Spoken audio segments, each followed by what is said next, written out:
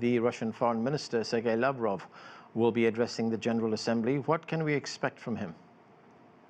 I think he's going to be addressing the paradigm shift that we're seeing in global relations. I think the emphasis in Lavrov's speech is going to be the recalibration of global geopolitics, the emergence of the global South as a collection of new players with increased weight, led by China, India, and other states, but really a collection of states that are now going to be pursuing their own interests in a mutually respectful manner with each other, and holding a hand out to the West to join them if it chooses to do so, but not depending on the West's decisions any longer, the way it had been for about 300 years of modern history. I think that's going to be the emphasis. I don't expect much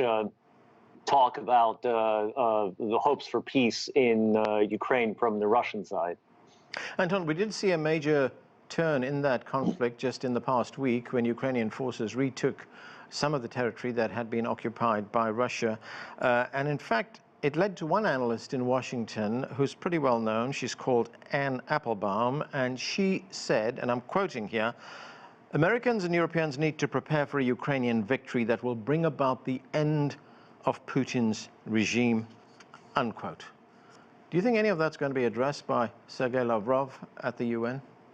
Well, he may talk about the issue of regime change. I doubt he'll bring it up in his speech, though, to be honest with you. It may be mentioned in the sidelines or in press conferences. But listen, this idea of getting rid of Putin is about 18 or maybe 17 years old, so I wouldn't exactly hold my breath.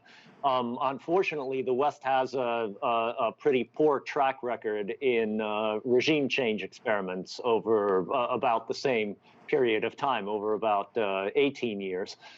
They inevitably result in cataclysms for the countries where they take place. And Russia, armed with nuclear weapons, I think guarantees that this will be even worse than Iraq, Syria, Ukraine, or any of the other states, Libya, where this has been tried.